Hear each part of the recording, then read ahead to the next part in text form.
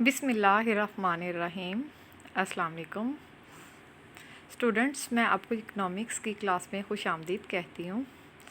जैसा कि आपको मालूम है कि हमारा 5th चैप्टर स्टार्ट है और आज का हमारा टॉपिक है, प्रीवियस लेक्चर में हमने डिस्कस किया था बैनुल-अक़वामी तिजारत का क्लासिकी नज़रिया। उसमें हमने मर्केंटलिज़म, जो माशी फ़लसफ़ा मर्केंटलिज़म था, उसके बारे में पढ़ा कि जिस मुल्क के पास जितना ज़्यादा सोना चांदी या जितनी कीमती धातें होंगी वो उतना ही ज़्यादा अमीर होगा या फ़ाइनेंशियली स्ट्रॉन्ग होगा।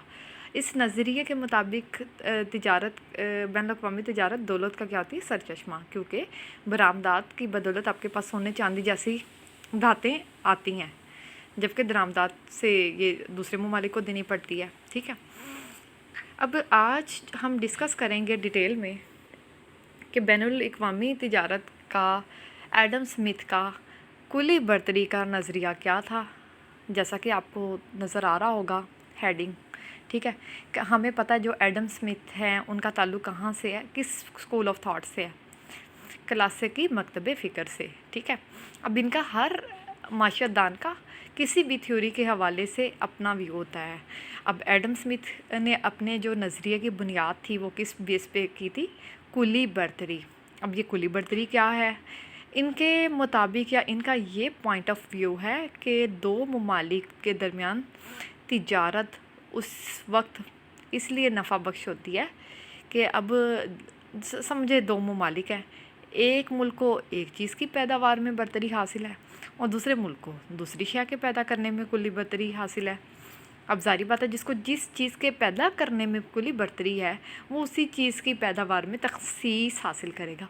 तखसीस का मतलब होता है एक्सपर्ट हो जाना, एक ख़ास चीज़ को पैदा करने के लिए स्पेशलाइज कर लेना, और दूसरी शय वो क्या करेगा, दूसरे मुल्क से मंगवा कर अपनी ज़रूरत पूरी कर लेगा। इस तरह क्या होगा, दोनों ममालिक फ़ायदे में रह जाएंगे। अब एडम स्मिथ का यही ख्याल है कि इस तिजारत से वो इसी तरह मुनाफा हासिल कर सकता है जैसे कि एक दर्जी अपने जूते खुद तो नहीं ना बनाता। अब जारी बात है, वो कपड़ों की सिलाई करेगा और मोची से जूतों का तबादला कर लेगा, और इस तरह क्या होगा, दोनों ही फ़ायदे में रहते हैं, यानी दोनों का फ़ायदा हो गया ना। और इसी तरह कुली बर्तरी के नज़रिए के पेश नज़र दो ममालिक होंगे, एक मुल्क एक चीज़ में लेट्स सपोज़ एक्सपर्ट है, दूसरा मुल्क दूसरी चीज़ को पैदा करने में एक्सपर्ट है, तो वो ऐसे ही होगा ना, आपस में इंटरचेंज कर लेंगे। जैसे मैंने आपको अभी एग्जांपल दी कि दर्जी का काम होता है कपड़े सिलाई करना, मोची का काम है जूते बनाना। अब दर्जी खुद जूते तो नहीं ना बनाएगा और मोची कपड़े खुद तो नहीं सिलाई करेगा। वो क्या करेंगे, आपस में दोनों जब एक्सचेंज कर लेंगे, यानी वो जो दर्जी है वो जूते मोची से ले ले और मोची कपड़े दर्जी से ले ले, तो इस तरह क्या हो जाएगा, दोनों को फ़ायदा हो जाएगा।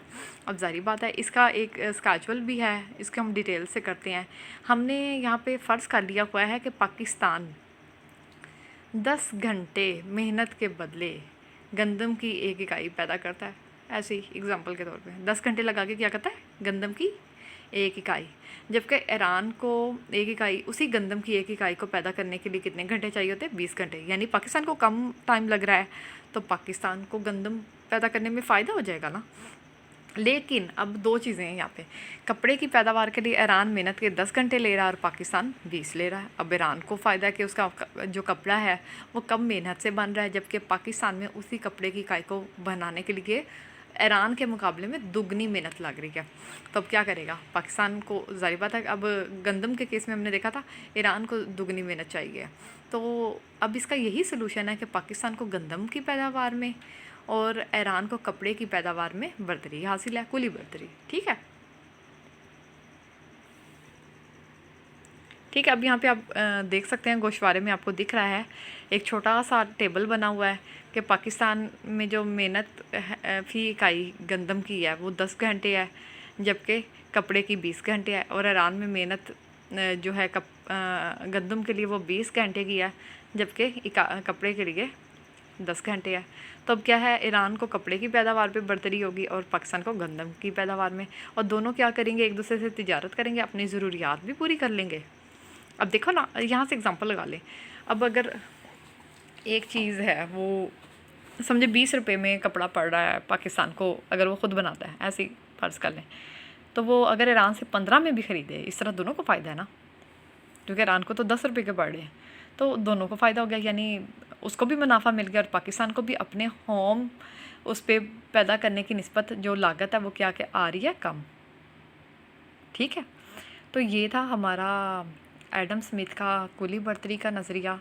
इसमें हमने ये देखा कि दो ममालिक के दरमियान तिजारत सिर्फ़ और सिर्फ उसी वक्त नफ़ा बख्श होती है जब एक मुल्क एक चीज़ की पैदावार में स्पेशलाइज हो जाता है और दूसरा मुल्क दूसरी चीज़ की पैदावार में। ठीक है, अब हम अपने दूसरे नज़रिए की तरफ मूव करते हैं, देखते हैं कि उस नज़रिए के मुताबिक क्या कंक्लूजन निकलता है। अच्छा जी, अब जो बैनुल अक़वामी तिजारत का ये सबसे ज़्यादा इम्पॉर्टेंट नज़रिया है, इसको पेश करने वाले का नाम है डेविड रिकार्डो। अब इसका एक और नाम भी है, तकाबली मुसारफ़ का नज़रिया, लेकिन इसको मुआजना मुसारफ़ का नज़रिया भी कहते हैं। अब एडम स्मिथ का जो नज़रिया है वो कुली बर्तरी के मुताबिक तिजारत उसी वक्त फ़ायदा देती है ना जब दोनों ममालिक मुख्तलिफ़ अशिया की पैदावार में कुली बर्तरी हासिल करते हैं। जैसा कि हमने पिछली एग्जांपल में पाकिस्तान और ईरान का केस देखा कि पाकिस्तान ने गंदम में कुली बर्तरी हासिल कर रखी थी जबकि ईरान ने कपड़े में। अब जारी बात है, अब अगर सूरत हाल इस तरह से हो, जब लाजमी तो नहीं कि हर मुल्क के पास इतने बेनिफिट्स हों, इस तरह से हो कि एक मुल्क है वो दोनों अशिया को निस्बतन, यानी उसमें कपड़ा और गंदम समझे दोनों ही सस्ती पैदा हो रही हैं, और दूसरे मुल्क में ये दोनों अशिया ही क्या हो रही हैं, महंगी तैयार हो रही हैं। आया तिजारत फ़ायदा देगी या नहीं देगी? अब जारी बात है, इस सूरत हाल की वजाहत करने के लिए डेविड रिकार्डो ने अपनी नज़रिया तकाबली मुसारफ़ में उसने इसको वाज़े किया है कि तब भी वो कहते हैं कि दो ममालिक के दरमियान तिजारत सिर्फ़ इसी सूरत में फ़ायदामंद होती है जब एक मुल्क दोनों अशिया को कम मुसारफ़ में पैदा सकता हो और दूसरे मुल्क इन दोनों को पैदा करने में ज़्यादा महंगे आ रहे हों, लेकिन इनकी पैदावारी निस्बत में फ़र्क हो। वो कैसे है? तो इस सूरत में भी यही होगा ना, एक मुल्क एक अशिया की पैदावार में तखसीस हासिल करेगा जिसको पैदा करने के इसके मुसारफ़ दूसरे मुल्क की निस्बत कम होंगे, और दूसरा मुल्क इस अशिया में तखसीस हासिल करेगा जिसको पैदा करने में इससे ज़्यादा फ़ायदा हो रहा होगा।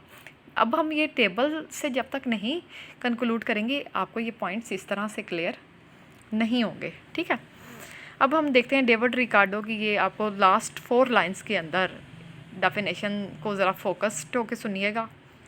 अगर एक मुल्क में दो अशिया पैदा करने के मुसारफ़ मेहनत या लागत कह लें कम हो, और दो मुल्क है ना, और दूसरे मुल्क में इन दोनों अशिया को पैदा करने के मुसारफ़ ज़्यादा हों, तो पहला मुल्क फिर भी तिजारत तो होनी है। कैसे होनी है ये देखते हैं।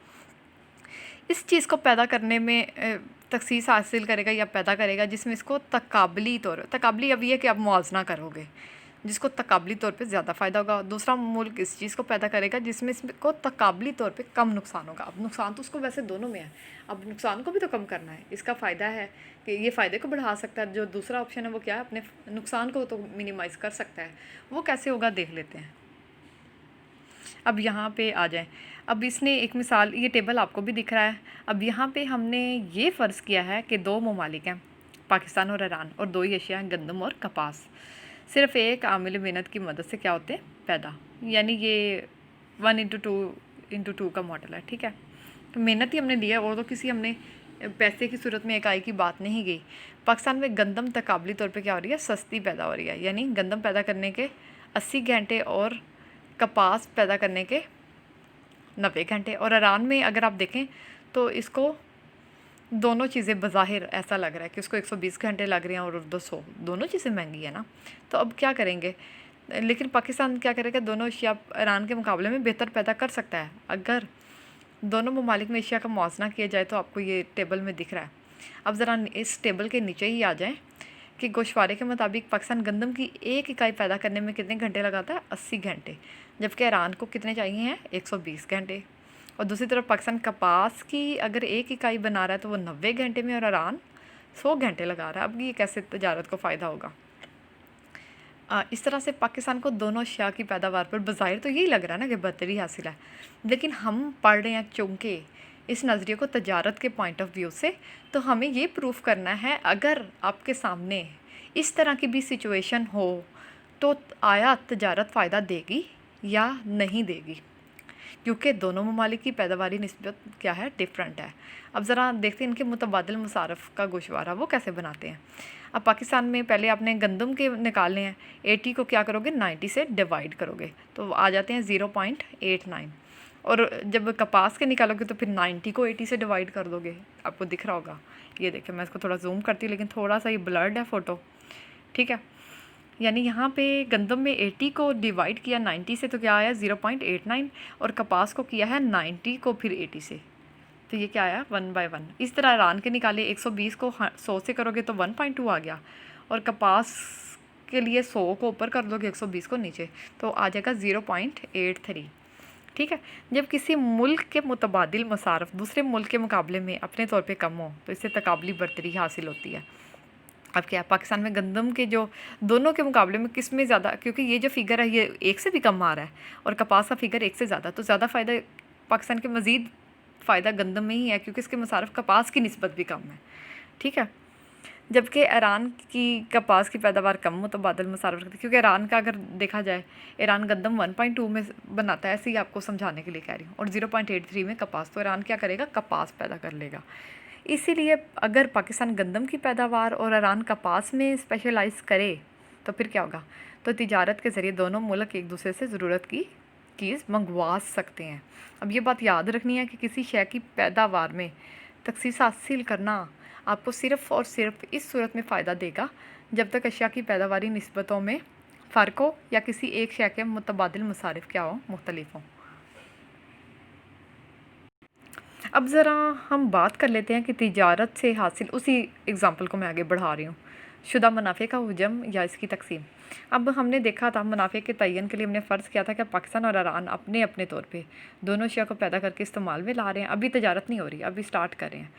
इस सूरत में दोनों ममालिक इन अशिया की कीमतें मुतल्लिका मुसारफ पैदाइश के पेश नज़र होती हैं। पाकिस्तान में गंदम की एक इकाई, ये पीछे वाली एग्जाम्पल ही है, पैदा करने के लिए 80 घंटे मेहनत, जबकि कपास के लिए 90 घंटे मेहनत। इस तरह गंदम के मुकाबले में कपास ज़्यादा लागत पर पैदा हो रही है, और गंदम की फ़ी इकाई लागत कितनी है, यानी अगर गंदम की एक इकाई बना रहे हो वो 0.89 और कपास की इकाइयों के बराबर होगी, ठीक है। यानी गंदम की एक इकाई और कपास की 0.89 इकाई, ठीक है। यानी वो एक इकाई भी पूरी नहीं मिल रही गंदम के बदले में। और ईरान में एक इकाई गंदम पैदा करने के लिए 120 घंटे और कपास के लिए 100 घंटे चाहिए। अब यहाँ पे कपास के मुकाबले में गंदम की लागत क्या है, ज़्यादा है। गंदम की एक इकाई की लागत क्या है 1.2, यानी गंदम की एक इकाई बराबर होगी 1.2 कपास की इकाई, यानी कपास की इकाई ज़्यादा है गंदम की कम। तो अब दोनों ममालिक में पैदावार में फ़र्क है ना, तो भी तजारत फ़ायदा देगी। अगर पाकिस्तान गंदम पैदा करके कपास दरामद करे और ईरान क्या करे कपास पैदा करे और गंदम को दरामद करे, तो भी तजारत से दोनों ममालिक क्या हो सकते हैं, मुस्तफ़ीद हो सकते हैं। ऐसी सूरत में अगर ईरान को गंदम की एक इकाई दरामद करने पर कपड़े की 1.2 इकाइयों से कम कीमत अदा करने पड़े तो वो फ़ायदे में रहेगा ना, ठीक है।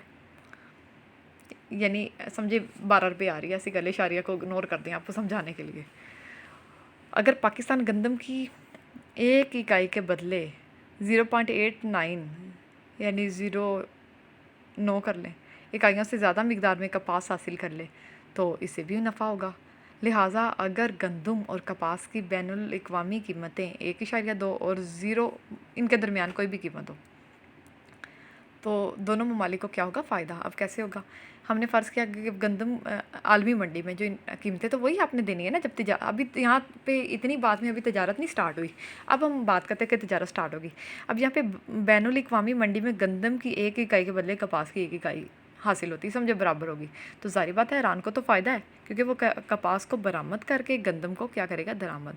क्योंकि अगर ये ऐसा करेगा तो इसे कपास की एक इकाई के लिए मेहनत के 100 घंटे सर्व करने होंगे, जिसके बदले में वो गंदम की एक इकाई, यानी वैसे तो अगर वो गंदम खुद बनाएगा तो उसको 120 लग रहे हैं, तो 100 में फ़ायदा या 120 में, जबकि अपने तौर पर वो गंदम की इकाई 120 घंटे मेहनत में पैदा करेगा। इसी तरह ईरान की जो गंदम है उसके लिए कितने 20 घंटे की मेहनत चाहिए ना, बच जाएगी। पहले उसे 120 जो लग रही थी अब वो 100 कपास को भेज के उसके बदले में क्या करेगा गंदम मंगाएगा, तो 20 इकाइयों की बचत। या फिर ये है कि सबका मेयार को अब ज़ाहिर बात है, या फिर वो लेयर में चला जाएगा।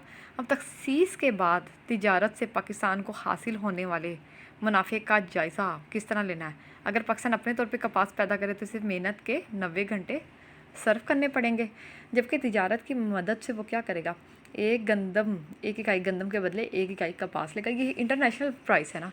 अब इसे गंदम की 1 इकाई पैदा करने के कितने घंटे चाहिए, 80। इसलिए वो क्या करेगा कि इसे तो 10 घंटे की, इससे आपका मेयार को बरकरार रखे तो 10 घंटे फरागत रहेगी, बच गई ना। 90 और 80 का फ़र्क कितना होता है, 10 घंटे। वरना वो इन 10 घंटों की मेहनत से गंदम की ज़्यादा भी तो बना सकता है, लिहाजा से ज़्यादा फरागत या ज़्यादा पैदावार की सूरत में नफ़ा मिलेगा। ज़ाहिर बात उसे कम खपना पड़ेगा। बस अब क्या, तिजारत से हर मुल्क इस शय की पैदावार में तखसीस हासिल करता है जिसमें इसको तकाबली बरतरी है। अब मैंने दोनों तरह आपको बताया कि दोनों को किस तरह से फ़ायदा है। अब ज़ाहिर बात है, इसको पैदावार के इम्कानी खात, ये थोड़ा सा बस एग्ज़ाम्पल ही है, देख लेते हैं। अब चूँकि मुतबादिल मसारिफ़ आपके क्या हैं, फ़िक्स हैं, हमने वैसे फ़र्ज़ किया है। इम्कानी पैदावार का ख़त क्या होगा, बिल्कुल ख़त मुस्तकीम, जैसा कि आपको शक्ल में दिख रहा है। एक्स एक्सिस पे कपास की इकाइयाँ और वाई एक्सिस पे गंदम की इकाइयाँ ली हैं। अब पाकिस्तान में कपास की इकाई की 80 है, तो चलो 800 लिख लिया, और गंदम की कितनी है, 90 है। ठीक है। अब यहाँ पे अगर दरमियान में होगा तो दोनों को आधा आधा पैदा करिए तो इतनी कपास की इकाइयाँ होंगी और 450 कितनी होगी, इधर 400 क्या होगी कपास की इकाइयाँ और 450 गंदम की इकाइयाँ। ठीक है। अब ज़ाहिर बात है, ये तो उसका इंटरनल इक्विलिब्रियम है। अब इस इक्विलिब्रियम से हट के क्या होगा, उसको फ़ायदा ही होगा। अब ज़ाहिर बात है, ये डायग्राम बी में वो क्या करेगा, स्पेशलाइज़ करेगा। गंदम की इकाइयाँ उसको बढ़ानी है और कपास को क्या करना है, कम करना है। तो डेफिनेटली उसको फ़ायदा है कि उसको जो वो क्या करेगा, गंदम की पैदावार में स्पेशलाइज़ करेगा। और सिर्फ गंदम की पैदावार कितनी हो जाएगी, 450 वो पहले समझे बना रहा था, अब कितनी बनाएगा, 600 इकाइयाँ बनाएगा। जबकि ईरान को गंदम बरामद करके वो क्या करेगा, कपास को मंगवा लेगा। ठीक है। वो भी 400 से बढ़ के कितनी होगी, 600 इकाइयाँ हो जाएंगी। इस सूरत में ज़ाहिर बात है, नुक्ता पी की बजाय वो एम ऊपर चला जाएगा ना, स्पेशलाइज़ करेगा, तो उसको दोनों तरह फ़ायदा है। अब क्या होगा यहाँ पे, तखसीस कार की वजह से जो गंदम की पैदावार में 150 इकाइयों का इजाफा होगा, या फिर क्या होगा, ईरान से दरामद करदा कपास की ज़ायद इकाइयों का ज़्यादा मिल जाएंगी।